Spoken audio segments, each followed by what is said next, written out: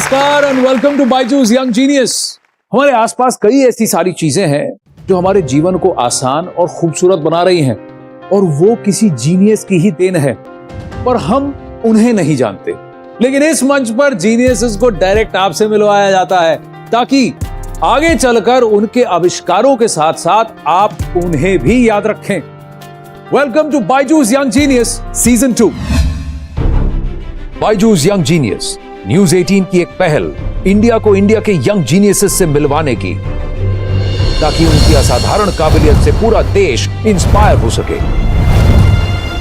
भारत के कोने कोने से हमने ढूंढ निकाले हैं कई बेमिसाल यंग जीनियस और उनमें से सबसे खास को चुना हमारी अमेजिंग जूरी ने। Actor, dancer and politician Hema Malini, national badminton coach Pullela Gopichand, musician Shankar Mahadevan, author Amish Tripathi, Amul CEO doctor Sodhi and director of DRDO Anil Mishra. अलग अलग फील्ड्स में अपनी प्रतिभा के झंडे गाड़ चुके ये यंग जीनियसेस अब आ रहे हैं अपनी कहानियां आपके संग बांटने।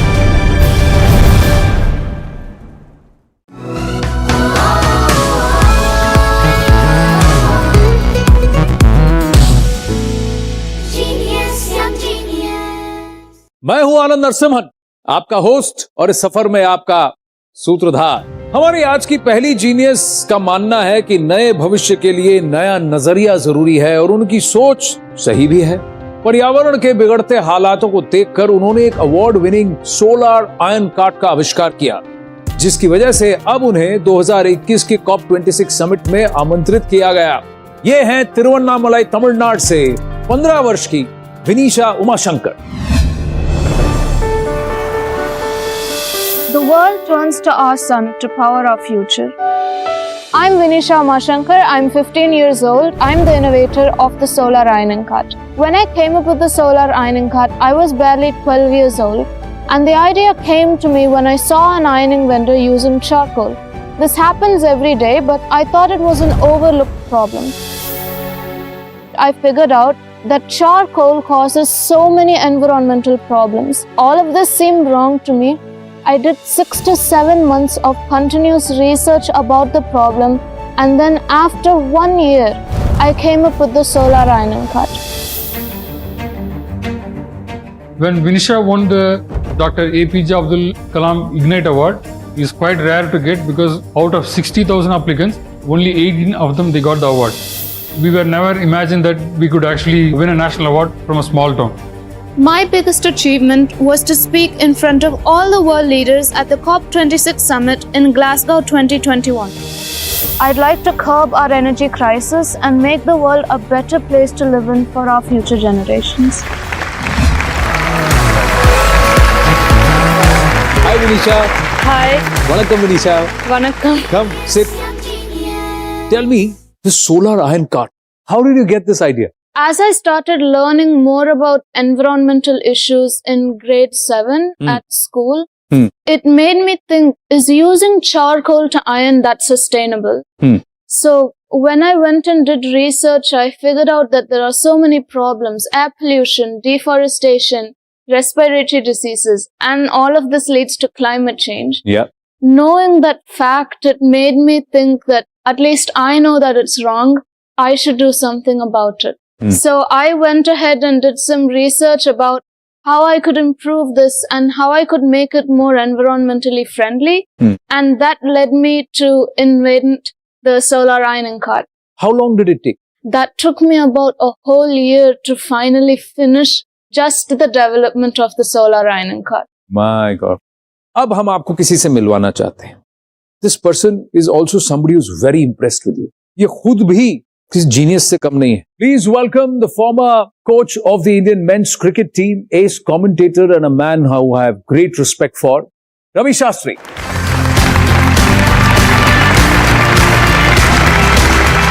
How are you? Genius? Really good. How are you, Betty? This is Vinisha Umashankar, हमारी young genius. I read her speech, glimpses of it. I saw it when she was there for the COP26. The way she spoke, no stage fright whatsoever. Many, many congratulations. You know what she did there? People keep talking about the future. She brought the future to the present. Fabulous. Thank you so much. And I think that's a really nice way to put that. bringing the future into the present. Yep. Yeah, but let's look at some of these images. Can you explain to us the solar iron cart? How does it work, Vinisha? So in the solar ironing cart, the top part right there, that's gets where the power. the solar panels are located. And then you see that Indian flag. Yes. If you actually open it, there's a place where you can keep ironed clothes, but Wow. there's also a battery there. That battery stores the extra electricity from the solar panels, but any electricity that is used goes directly to the iron box. Right there is the iron box. So in this process, no electricity is wasted at all. I'm actually working on a new technology for the iron box itself, which will make it even more efficient than it already is. Wow. I attached a cycle because most of the carts I've seen on the road, you have to push them manually. This is. Yeah, so I thought it's better if they can ride the cart instead. Have you patented it? Yes, because I'm 15, I don't technically already own the patent. I have it under a guardian's name. Correct. How can you think of all this at such a tender young age, to be ahead of your time and take all that? Now you can work at it and keep improvising because you own it.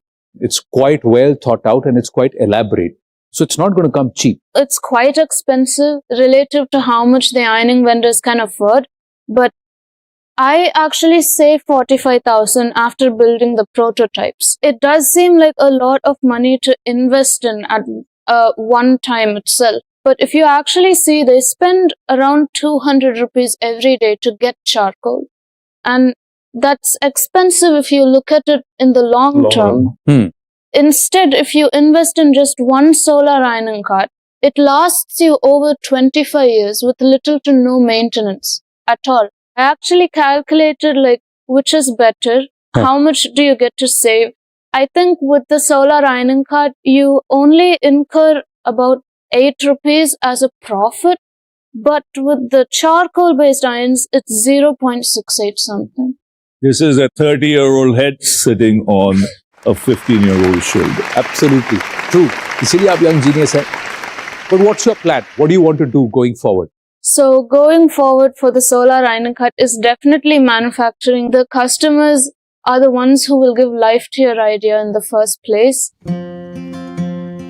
But now tell us about this climate summit COP26. How I got this opportunity was through the Earthshot Prize that's being conducted by the Duke and Duchess of Cambridge. I was fortunate enough to be one of the 15 finalists, and they had invited all the 15 finalists to take part in COP26 happening in Glasgow. COP26 summit मतलब United Nations Climate Change Conference जो Glasgow United kingdom में 2021 में हुआ था. इस summit में climate change पर चर्चा करने के लिए दुनिया के सारे बड़े-बड़े लीडर्स आए थे, इंक्लूडिंग हमारे प्रधानमंत्री जी.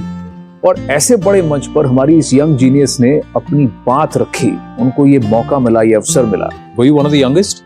Yes, I was 15 and everybody else were like adults having a well-established company. Weren't you nervous?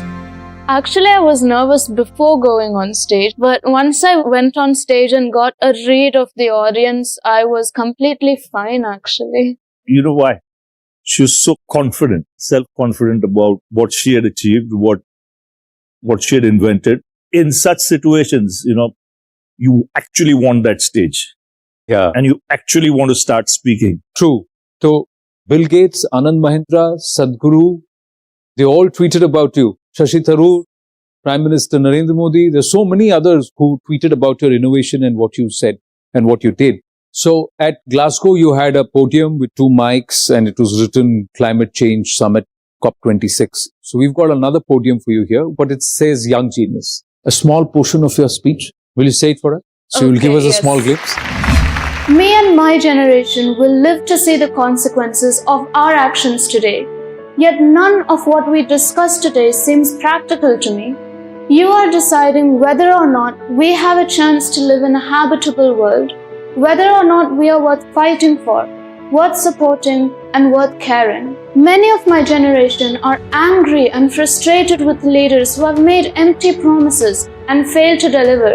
And we have every right to be angry. But I have no time for anger. I want to act. I'm not just a girl from India, I am a girl from Earth and I'm proud to be so. I'm a student, innovator, environmentalist and entrepreneur. But most importantly, I'm an optimist. Lovely. No time for Thank you. anger because you want to act. Fantastic. Well done. क्या line है? Amazing line. Come.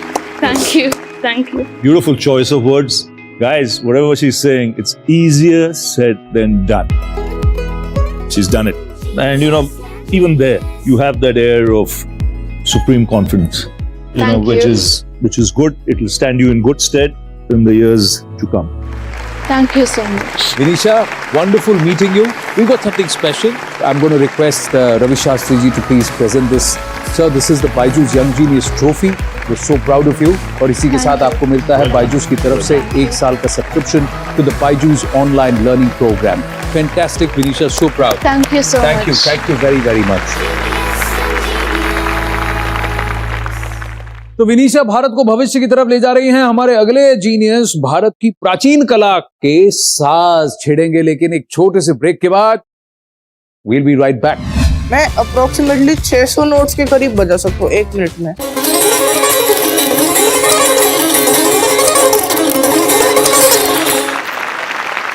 Covid का ये काल जो है आपके लिए, आपके परिवार के लिए थोड़ा कठिन रहा है। जब हमारे पूरी फैमिली को कोविड हुआ था, हम सब पॉजिटिव थे। हाँ। और तब कोविड की वजह से दादा और पापा की जान गई थी। अब मैं उन्हीं का सितार बजाता हूँ और मुझे सितार को आगे जाके वर्ल्ड लेवल पर हर जगह बजाना है।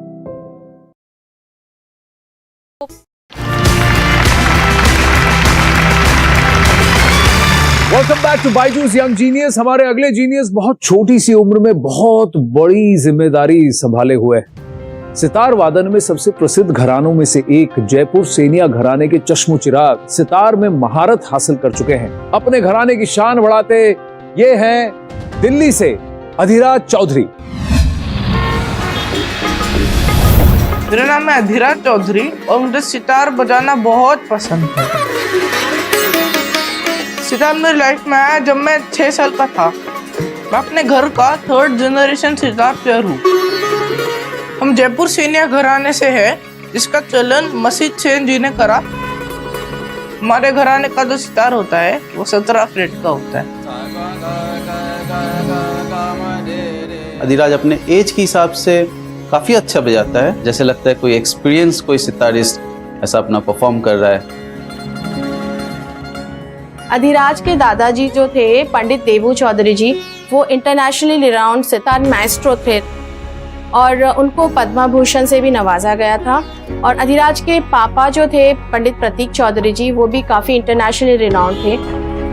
वैसे तो अधिराज बहुत शाई किस्म का बच्चा है, लेकिन जब वो सितार लेके बैठता है तो वो अपना एक अलग ही वर्ल्ड में चला जाता है। अभी जैसे अधिराज के फादर भी नहीं रहे, उनके ग्रैंडफादर भी नहीं रहे, तो अधिराज ने अपने अंदर ठान लिया है कि उसका जो ये लेगेसी है, 17 फ्रेटेड सितार का जो ट्रेडिशन है हमारा, उसे वो आगे ले जाना चाहता है। जैसे कि मेरे दादाजी ने किया और मेरे पिताजी ने किया, और मुझे वर्ल्ड लेवल पर भी सितार बजाना है।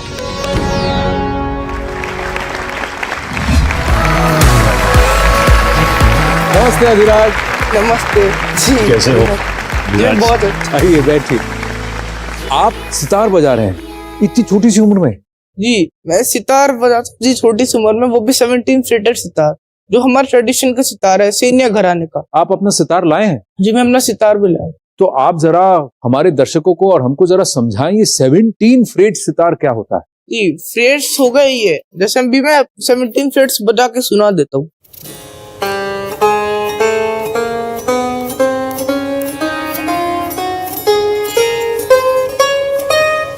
बाकी सितार में कितने फ्रेट्स होते हैं? बाकी घरानों में जैसे कि हो गए 19 फ्रेट, 20 फ्रेट और कई कई में 21 फ्रेट भी। हाँ, 1 मिनट में क्या आप कितने नोट्स बजा सकते हैं? मैं अप्रोक्सीमेटली 600 नोट्स के करीब बजा सकता हूँ 1 मिनट में।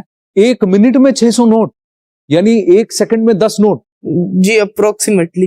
अरे बाप रे, जरा थोड़ा बजा के दिखाएंगे?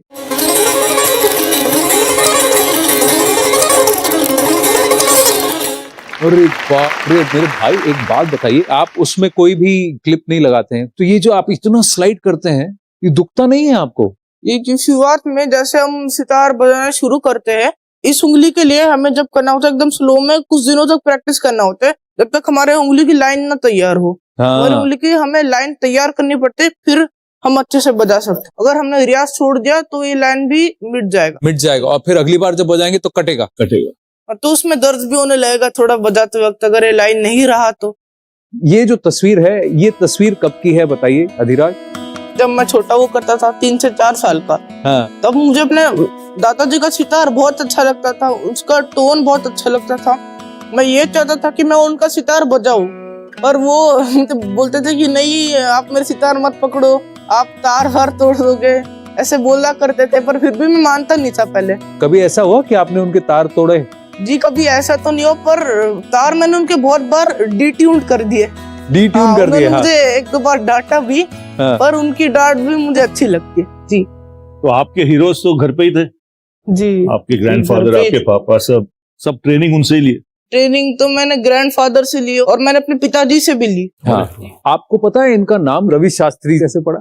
मेरा नाम है एक्चुअली रविशंकर, और मेरे पिताजी बड़े फैन थे पंडित रविशंकर, उसके वजह से मेरा नाम भी रविशंकर। ये ऐसे पड़ा। तो पंडित रविशंकर पर रखा गया है रविशंकर शास्त्री जी का नाम, जिनको हम रवि शास्त्री के नाम से जानते हैं। मैं टीम से गुजारिश करूंगा कि अधिराज का सितार वापस ला के रख दें।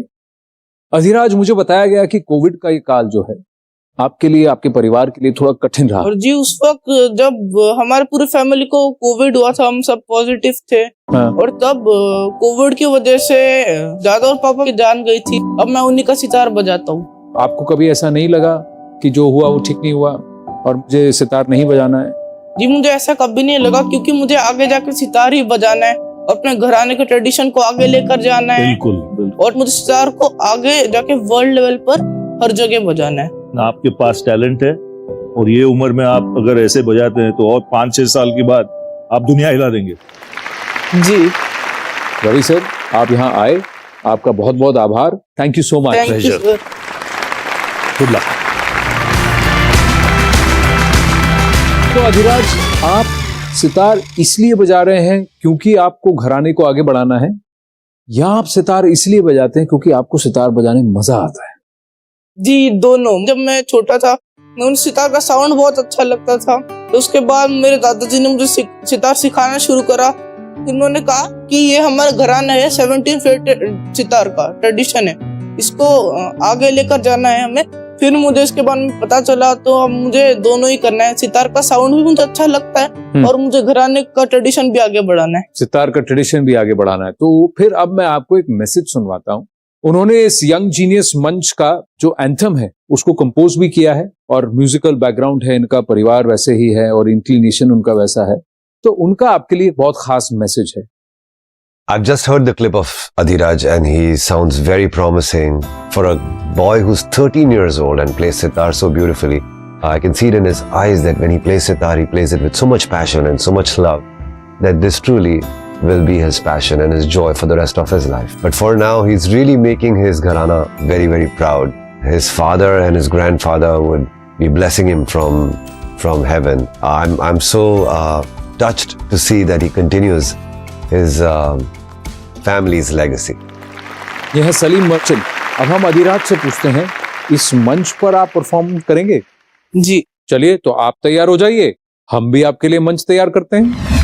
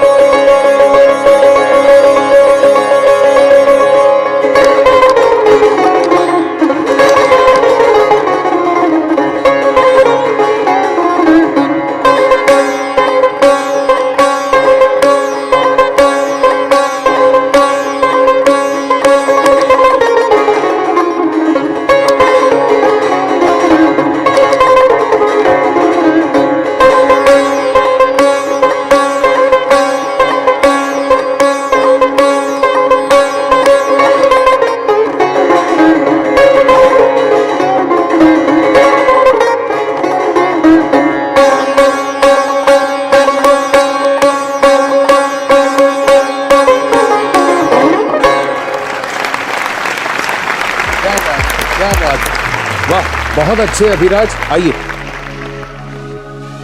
आइए, यहाँ आइए। ये है बायजूस यंग जीनियस की ट्रॉफी है, तो आप सितार बजाने के साथ साथ पढ़िएगा भी, ठीक है, पढ़ना भी जरूरी है, पढ़ना भी जरूरी है, बिल्कुल। और इसके साथ आपको मिलता है बायजूस की तरफ से 1 साल का subscription to the Byju's online learning programme. Congratulations, wish you all the very very best. बहुत अच्छा लगा, थैंक यू वेरी मच। एक जीनियस अपने संगीत से सबको मोहित करता है, तो एक जीनियस अपने आविष्कारों से आने वाला कल सुरक्षित करती है। विश्व में भारत देश का परचम फैलाते ऐसे ही और भी जीनियसेस आएंगे अगले हफ्ते। तब तक के लिए जिंदगी की किताब में कुछ नया लिखिए, हमारे यंग जीनियसेस जैसा कुछ आप भी कीजिए। नमस्कार। तो 2 बार MIT ग्लोबल एपाथॉन जीत चुकी ये विजेता जोड़ी आयुष शंकरन और जसित नारंग कौन सी उम्र में सीखा तुम लोगों ने? 9-10 साल। हमें पीपल्स चॉइस में फर्स्ट मिला फॉर 2 consecutive years और जजेस चॉइस में 4th मिला। अनबिलीवेबल। 10 साल का एक बच्चा इंडिया और श्रीलंका के बीच बनी हुई पार्क स्ट्रीट को पार कर गया। ये है Jay Jaswant. Are you satisfied? Not. He needs to go more. Further, na? I want to make him an Olympian and a defense officer. Let him do service for India. Salute है आपको।